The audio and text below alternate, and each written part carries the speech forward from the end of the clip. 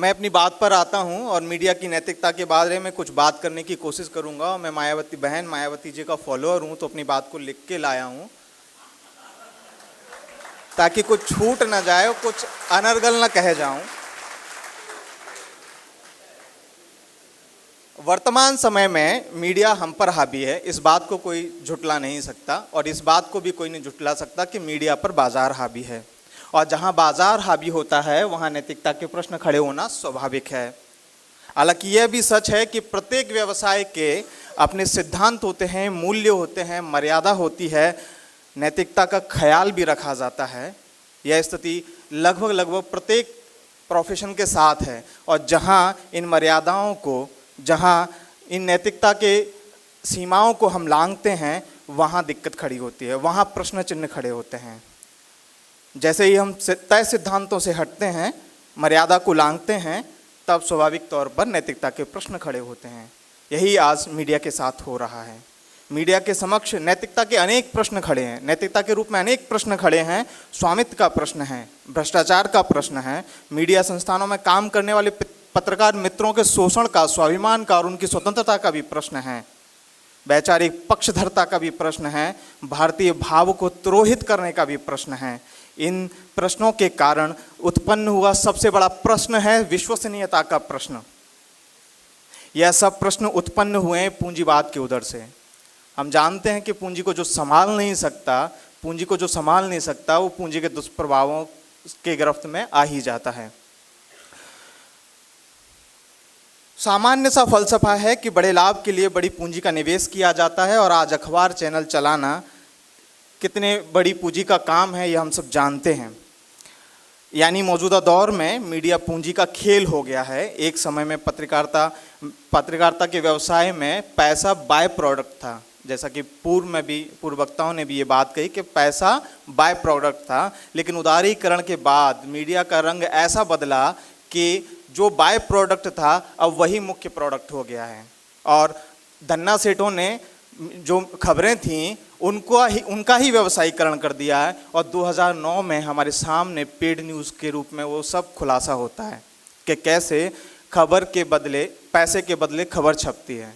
एक तरह से हम कह सकते हैं कि पेड न्यूज़ टॉपअप की तरह है। जितना बड़ा टॉपअप उतनी ज़्यादा मक्खन मार खबरें, टॉपअप खत्म, खबरें खत्म। 2009 से पहले ये तय है कि पहले भी भ्रष्टाचार होता रहा होगा। कुछ पत्रकार एक आध खबर के लिए थोड़ा बहुत पैसा लेते रहे होंगे, लेकिन 2009 में इस बात का खुलासा हो गया कि जो व्यक्तिगत भ्रष्टाचार था अब वो संस्थागत हो गया है। यानी संस्था के मालिकों ने ही पैसा लेना शुरू कर दिया है। तब नैतिकता की बात बड़ी हो जाती है और तब ये संकट खड़ा हो जाता है। और पाठक के सामने खासकर ये बीच में प्रश्न भी आया, विद्यार्थियों ने भी पूछा कि हम कैसे तय करें कि कौन सी खबर सच्ची है और कौन सी झूठी है, कौन सी मक्खनमार खबर है और कौन सी स्वाभाविक खबर है, कौन सी खबर गढ़ी गई है, कौन सी खबर नैसर्गिक है। ये इसके संदर्भ में मेरे पास एक बहुत प्यारा अनुभव है। 2013 में जब 5 राज्यों के विधानसभा चुनाव थे तो हमारे विश्वविद्यालय ने एक रिसर्च प्रोजेक्ट हाथ में लिया कि लोगों को सूचनाएं कहाँ से प्राप्त होती हैं और वो किन सूचना माध्यमों पर भरोसा करते हैं और किन किन सूचनाओं पर कितना भरोसा करते हैं। इस संदर्भ में पूरे देश में 5 राज्यों में मेरा जाना हुआ। मैं अपने ही राज्य की, अपने ही शहर के नज़दीक की घटना आपको सुनाता हूँ। मैं दतिया में पहुँचा, स्टेशन से उतरा था, चाय पीने के लिए रुका। मैंने कहा चाय पी जाए फिर उसके बाद काम पे निकला जाए।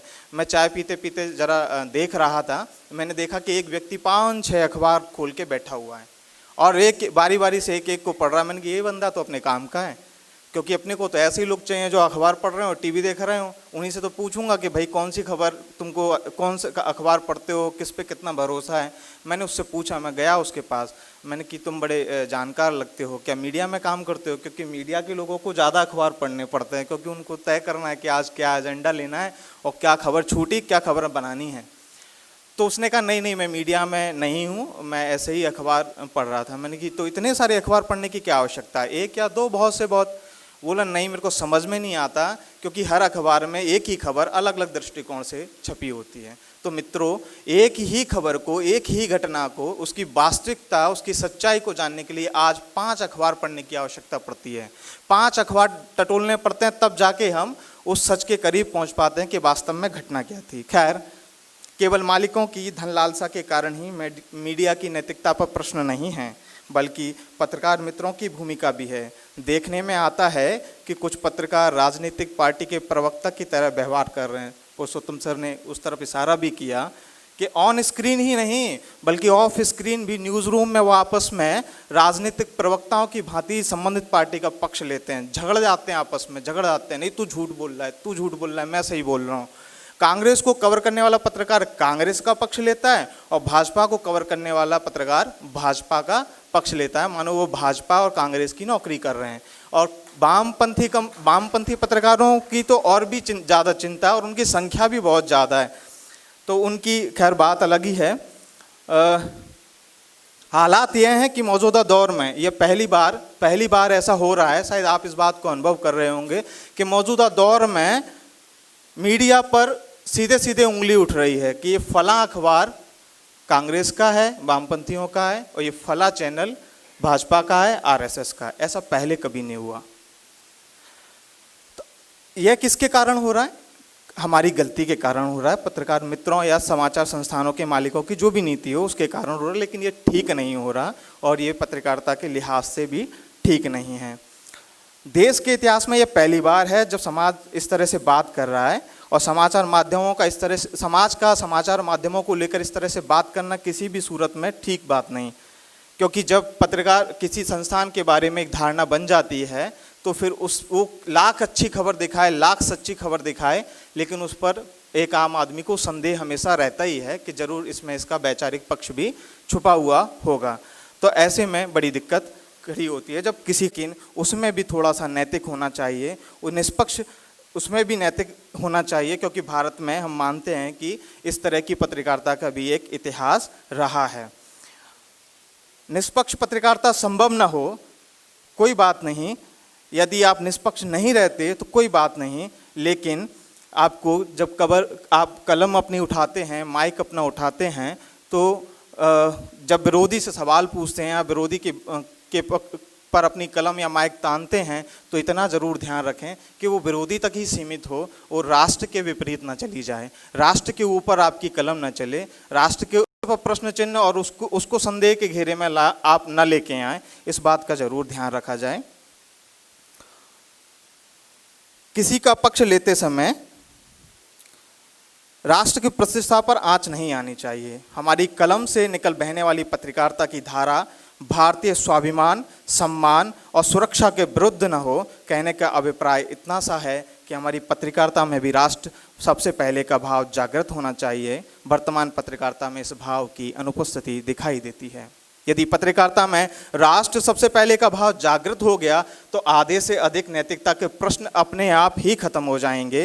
हिंदी के पहले समाचार पत्र उदंत मार्टन का ध्येय वाक्य था, हिंदुस्तानियों के हित अर्थात देशवासियों का हित साधन, यही तो राष्ट्र सबसे पहले का भाव है। बहरहाल मीडिया में भ्रष्टाचार को रोकने के लिए हम सबको प्रयास करने होंगे। जब लोग सहिष्णुता का जाप कर रहे हैं, लोग जब सहिष्णुता का जाप कर रहे हैं, तब मैं कहता हूं कि मीडिया के प्रति हमें थोड़ा असहिष्णु हो जाना चाहिए। और मीडिया जो सबसे प्रश्न पूछ रहा है, जिसने अपना नैतिक अधिकार बना के रखा हो कि हम सबसे प्रश्न पूछेंगे, यह हमारा अधिकार है, उनसे भी हमको प्रश्न पूछने चाहिए, ताकि उनको भी थोड़ा सा लगे कि जनता हमको देख रही है, हमको सुन रही है, हमको समझ रही है। कॉरपोरेट से मुकाबला करना है तो उसके लिए सीधा सा फलसफा है कि हमें समाज पोषित मीडिया खड़ा करना पड़ेगा, जिसकी एक उदाहरण पूर्व के सत्र में आया भी, गार्जियन का। हालात ये हैं कि वैचारिक स्वार्थ की पूर्ति में मीडिया के सामान्य शिष्टाचार भी ताक पर रख दिए गए हैं। हमारे यहाँ शब्द को ब्रह्म माना गया है, यानी शब्द ब्रह्म है, भ्रम नहीं है। लेकिन मौजूदा दौर में अनेक ऐसे पत्रकार हैं जो शब्दों के साथ खेल रहे हैं। उनका अपने निजी स्वार्थों के लिए, अपने वैचारिक स्वार्थों के लिए उनका उस जो पत्रकारिता का धर्म है उसका ठीक से पालन नहीं कर पा रहे। नैतिकता की दुहाई देने वाले यह लोग शरारतीपूर्ण ढंग से, मैं बल्कि इसे शरारत नहीं कहता, मैं कहूँगा कि षड्यंत्र पूर्वक, आप देखिए कि किस तरह राजस्थान में एक पाकिस्तान का जासूस पकड़ा जाता है और मीडिया उसको लिखता है कि हिंदू जासूस गिरफ्तार। आपने इससे पहले क्यों क्यों होना चाहिए? इससे पहले कभी आपने मुस्लिम जासूस शब्द सुना? आपने इससे पहले कभी ईसाई जासूस सुना? इससे पहले आपने जैन जासूस सुना? नहीं सुना। तो क्यों हिंदू जासूस? ये शब्द कहाँ से आया, कहाँ से किसने जोड़ा? और मज़ेदार बात एक और है, इसी संदर्भ में एक और उदाहरण है कि जब छोटा राजन पकड़ा जाता है, छोटा राजन की जब खबर आती है तो अनेक मीडिया संस्थान उसको लिखते हैं हिंदू डॉन। आपने दाऊद के लिए कभी मुस्लिम डॉन शब्द सुना, पढ़ा या देखा? क्यों किया जा रहा है ये? तो जानबूझकर कुछ शब्दों का शरारतपूर्ण ढंग से नहीं बल्कि षड्यंत्रपूर्वक ढंग से उन शब्दों को जोड़ा जा रहा है, हटाया जा रहा है। बीबीसी के संदर्भ में अभी कुछ समय पहले एक खबर मैंने देखी, कैसे खबरों को लेके घालमेल करते हैं। बीबीसी पर एक रिपोर्ट आई बीते दिनों में, करीब 3-4 महीने पहले, कि पाकिस्तान में सारे हिंदू बड़े खुशहाल हैं, उन बड़े स्वतंत्र हैं, उनको बड़ी आज़ादी है। और यही बीबीसी 3 साल पहले कह रहा था कि पाकिस्तान में जो हिंदू हैं वो बड़ी कष्टकारी स्थिति में हैं, उनके लिए बड़ी चुनौतियाँ हैं। मेरे सहयोग से मैं पाकिस्तान के संदर्भ में जो भी हिंदुओं के संदर्भ में और पाकिस्तान के संदर्भ में जो भी रिपोर्ट प्रकाशित होती हैं, मैं उनको सहेज के रखता हूं अपने अध्ययन के लिए। मैंने बीबीसी के वो तमाम लिंक सेव किए हुए थे और मैंने इंडिया टुडे, आउटलुक और तहलका जैसे पत्रिका के जो अंक पाकिस्तान में हिंदुओं की दुर्दशा के ऊपर केंद्रित थे वो भी मैंने संभाल के रखे थे। मैंने वो उनके रेफरेंस, उन अंकों के रेफरेंस, बीबीसी के खुद के लिंक मैंने उनको सेंड कर दिए। मैंने कि पहले आप तय कर लीजिए कि आप पहले और ये बाकी के लोग सही कह रहे हैं या आप सही कह रहे हैं। तो ये हमें थोड़ा सा मीडिया के प्रति असहिष्णु होना पड़ेगा और उनसे सवाल पूछने पड़ेंगे, क्योंकि सवाल ये भी है कि जनता की आड़ में जो सवाल पूछे जा रहे हैं क्या वाकई वो जनता के सवाल हैं? जिन पत्रकारों ने अपनी पॉलिटिकल लाइन, अपनी पार्टी लाइन और अपनी आइडियोलॉजिकल लाइन एक बना ली है, उनके सवालों पर समाज को संदेह है। एक तरफ वो कह रहे हैं कि सवाल पूछना उनका अधिकार है, वह जनता के लिए सबसे प्रश्न पूछ सकते हैं और पूछना ही चाहिए। हमारी परंपरा में है प्रश्न पूछना, प्रश्न ही तो समाज को दिशा देते हैं। हमारे ग्रंथों में क्या है? एक ने प्रश्न पूछा, दूसरे ने उत्तर दिया और दर्शन की उत्पत्ति हुई। अर्जुन ने प्रश्न पूछे, कृष्ण ने उत्तर दिया, गीता का महात्मा आया। यक्ष ने प्रश्न पूछे, धर्मराज ने उत्तर दिए, हमें जीवन का सार प्राप्त हुआ। और जिन्हें हम संचार क्षेत्र का अधिष्ठाता मानते हैं, ऐसे देवर्षि नारद ने जब महाराज युधिष्ठिर से सवाल किए तो युधिष्ठिर के जवाबों में हमें सुशासन के सूत्र प्राप्त होते हैं। और जब बालक नचिकेता यम से प्रश्न करता है तो हमें जीवन और मृत्यु का रहस्य पता चलता है। और जनक की सभा में ब्रह्मज्ञानी याज्ञवल्क्य जब ब्रह्मवादिनी गार्गी याज्ञवल्क्य से प्रश्न पूछती हैं, तब संसार के सामने अनेक समाधानों की प्रस्तुति होती है। और शास्त्रास्त्र के अंत में जब गार्गी अपनी पराजय स्वीकार कर लेती हैं, तब गार्गी के साहस को बढ़ाते हुए ऋषि याज्ञवल्क्य कहते हैं कि गार्गी, तुम इसी प्रकार प्रश्न पूछने से संकोच न करो, क्योंकि प्रश्न पूछे जाते हैं तो ही उत्तर सामने आते हैं जिनसे यह संसार लाभान्वित होता है। इसलिए मैं कहता हूं कि सत्ता के शीर्ष पर बैठे नीति नियंताओं से प्रश्न पूछना आवश्यक है। यह पत्रकारों का नैतिक कर्तव्य ही नहीं बल्कि उनका नैतिक दायित्व भी है। लेकिन आज पत्रकार मित्रों को अपना दिल टटोल कर देखना चाहिए कि वो जो प्रश्न पूछ रहे हैं वह जनता के प्रश्न हैं या फिर किसी और को फायदा पहुंचाने वाले प्रश्न हैं। आतंकवादियों के हमले में शहीद सैनिक की बेटी के अतार्किक प्रश्न पर मीडिया जोरदार बहस कराता है, लेकिन उस मासूम बेटी का वाजिब सवाल भी मीडिया को सुनाई नहीं देता, जिसके समूचे परिवार को कम्युनिस्टों ने केरल में मार दिया। अपने पिता का स्मरण करते हुए मासूम बच्ची विस्मया, अपने पिता को स्मरण करते हुए एक मासूम छोटी सी बच्ची एक मार्मिक कविता लिखती है। अगर आप पढ़ लेंगे तो आपकी आत्मा न रो दे तो मेरी गारंटी उस बात की मैं ले सकता हूँ, वो कविता पढ़कर आपकी आत्मा रोने लगेगी। वो मासूम अपनी कविता में पूछती है कि क्या आपने मार दिया मेरे पिता को जो मेरे भगवान थे। लेकिन किसी मीडिया को इस बेटी का करुण क्रंदन सुनाई नहीं दिया। इस मासूम के दर्द की अनदेखी से मीडिया की नैतिकता पर प्रश्न खड़ा होता है कि आखिर वह किसका पक्षधर है। जनता का मन पढ़ने में मीडिया असफल साबित हो रहा है। जनता अवैध बूचड़खानों पर प्रतिबंध लगाने पर प्रसन्न है, लेकिन मीडिया तब टुंडा कबाब की दुकान बंद होने का दुख मना रहा है। जांच पड़ताल और वैज्ञानिक प्रक्रिया का पालन किए बिना बिक रहे मांस के खतरे उसे दिखाई नहीं देते, हजारों लोगों के स्वास्थ्य के मुकाबले उसे दिखाई देता है कुछ चंद लोगों का जो गैर कानूनी तरीके से उस व्यवसाय को कर रहे हैं, उनका रोजगार उसे दिखाई देता है। और मजे की बात यह है कि जब बिहार में शराबबंदी लागू होती है तब यही रोजगार इन मीडिया के कुछ लोगों को दिखाई नहीं देता है। यह रोजगार का संकट सिर्फ उत्तर प्रदेश में दिखाई दिया। अवैध बूचड़खाने पर प्रतिबंध लगाने से मीडिया में मचे स्यापे में कुछ तो लोचा है, और मीडिया में आए इस बदलाव को समझने के लिए इतिहास का एक पन्ना आपके सामने खोल के रखता हूँ। मध्य प्रदेश का ही मामला है, बात 1920 की है। सागर के समीप रतौना में एक अंग्रेज़ों ने बहुत बड़ा कसाई खाना खोलने का निर्णय किया था। इस कसाई खाने में सिर्फ गौवंश काटा जाना था। मैं गौवंश का ये उदाहरण इसलिए रख रहा हूँ ताकि ये समझ आए कि मीडिया की आज की पत्रकारिता और उस समय की पत्रकारिता में कितना अंतर आ गया। तो अंग्रेजों ने बहुत बड़ा कसाई खाना खोलने का निर्णय किया जिसमें हर महीने 2.5 लाख गौवंश काटे जाने थे, और इसका समाचार हितवाद में 3-4 पृष्ठों में इसका समाचार विज्ञापन इसका प्रकाशित होता है। पंडित माखनलाल चतुर्वेदी, महान स्वतंत्रता सैनिक, वो अपनी यात्रा पर थे और उसी दौरान उस विज्ञापन को पढ़ते हैं और अपनी यात्रा बीच में ही रद्द करके वापस अपने जबलपुर कर्म क्षेत्र में आते हैं और करमवीर में एक बड़ा जोरदार संपादकीय लिखते हैं गौ खाने के विरोध में, गौ कत्ल के विरोध में।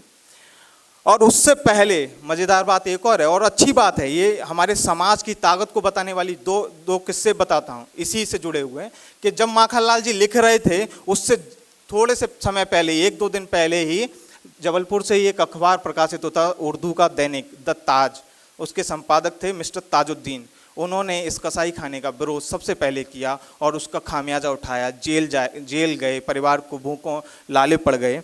और सागर में जहां इस कसाई खाने को खोला जाना था, वहां के भी एक नौजवान पत्रकार और समाज सेवी अब्दुल गनी मुस्लिम थे। उन्होंने घूम कर पूरे सागर क्षेत्र में घूम कर इस कसाई खाने का, जहां सिर्फ गायें काटी जानी थी, उसका विरोध किया। और माखनलाल जी की कलम से जो पत्रकारिता बाहर निकली थी, उसके कारण से ये जो आंदोलन, छोटा सा आंदोलन सागर का पूरे देश में व्यापक हो गया। लाहौर से जो है लाला लाजपत राय समाचार पत्र निकालते थे वंदे मातरम, उसमें सैकड़ों इस पे आलेख और समाचार आए। देश भर में अलग अलग स्थानों से जो समाचार पत्र प्रकाशित हो रहे थे उन सब में इसकी खबर छपी। और अंततोगत्वा ब्रिटिश सरकार को मध्य भारत में पहली पराजय का सामना करना पड़ा 1920 में। मात्र 3 महीने में पत्रकारिता ने ये कमाल करके दिखाया। और आज उसी गौवंश की जब बात आती है, गौ हत्या की जब बात आती है, तब की पत्रकारिता को देखा जाए और उस समय की पत्रकारिता को देखा जाए तो हम समझते हैं, तब हमको ध्यान आता है कि पत्रकारिता ने कहीं अपनी नैतिकता ताक पर रख दी है, कहीं नैतिकता अपनी गिरवी रख दी है, ताक पे भी नहीं। लोकतंत्र की बात करें मीडिया में, क्योंकि एक लोकतंत्र की नैतिकता का भी प्रश्न है, मैं वापस मीडिया मालिकों के पास लौटता हूं, क्योंकि मीडिया में के सामने जितने भी नैतिकता के प्रश्न खड़े हो रहे हैं उनमें पत्रकार मित्रों की भूमिका तो बहुत सीमित है। दरअसल पत्रकारों को तो अपनी खबर भी प्रकाशित करने की पूरी स्वतंत्रता नहीं है। जैसे ही मीडिया संस्थान के हित आड़े आते हैं, रिपोर्टर की खबर कितनी भी अच्छी हो, कितने भी फैक्ट हों, उसे डंप कर दिया जाता है। बहरहाल अमानवीय परिस्थितियों और तमाम तरह के दबावों के बीच काम कर रहे पत्रकारों से इतनी उम्मीद की भी कैसे जा सकती है। मीडिया मालिकों ने, दौलत जी ने शायद ये जिक्र किया था कि ये जो लोग आए हैं, मैं भी इस बिरादरी का हूँ, मैं आज भले ही अध्यापक हूँ लेकिन हूँ पत्रकार ही, कि किस दबाव को झेलते हैं आपको अंदाज़ा नहीं होगा। इसके लिए एक शब्द आजकल चलन में है कि मीडिया मालिकों ने न्यूज़ रूम को वॉर रूम बना दिया है, जहाँ इतना दबाव हम लोग झेलते हैं, पत्रकार झेलते हैं कि उनको समझ नहीं आता कि वो कई बार कर क्या रहे हैं।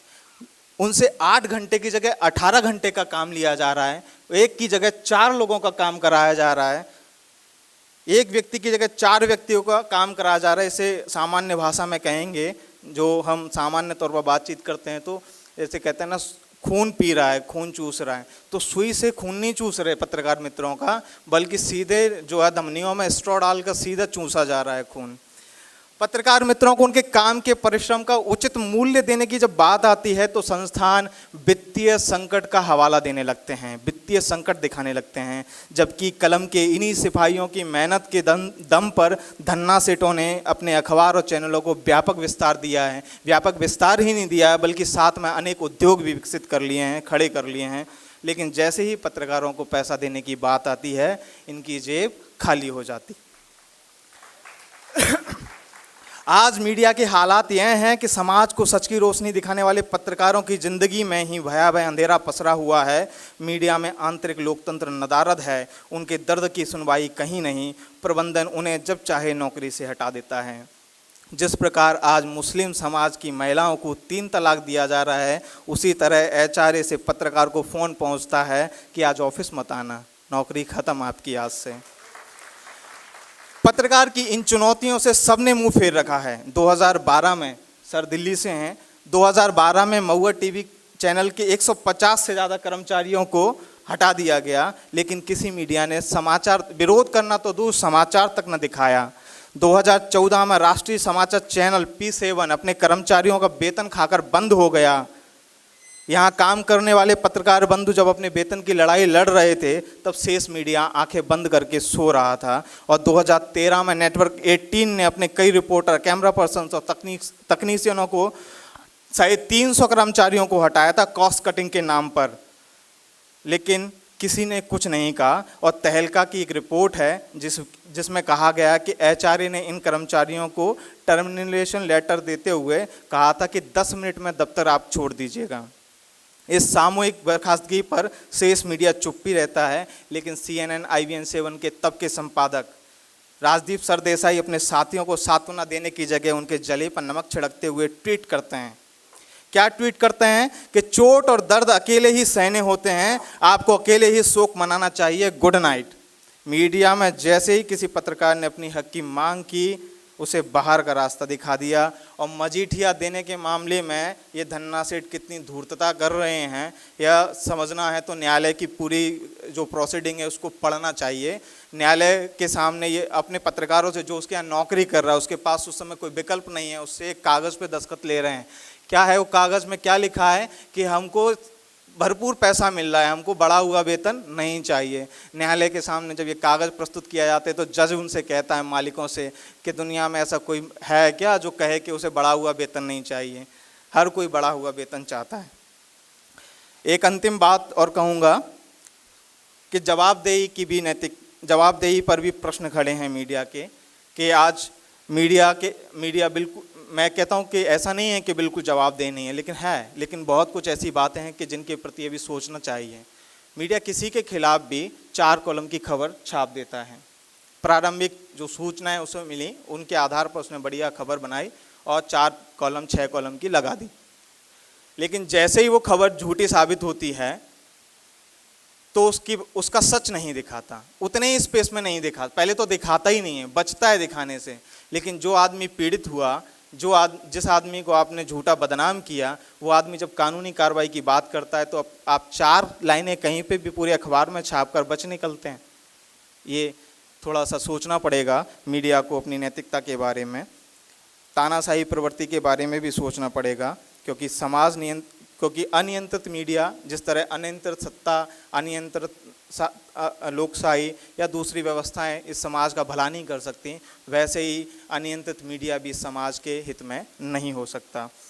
मित्रों, मुझे लगता है कि मैंने जितनी बात की उसका सीधा संबंध मीडिया की नैतिकता के प्रश्न से ही है। मीडिया को अपनी विश्वसनीयता बचाए रखना है, क्योंकि आज भी समाज मीडिया की तरफ बड़ी उम्मीदों के साथ देखता है, और मीडिया को इस उम्मीद को समाज की इस उम्मीद को बचाए रखना है तो हम सबको मिलकर प्रयास करने होंगे और हम सबको इसके बारे में विचार विमर्श करना होगा। धन्यवाद। यह अवसर उपलब्ध कराने के लिए ITM यूनिवर्सिटी का भी धन्यवाद कि उन्होंने इतना बड़ा अवसर मुझे उपलब्ध कराया। धन्यवाद।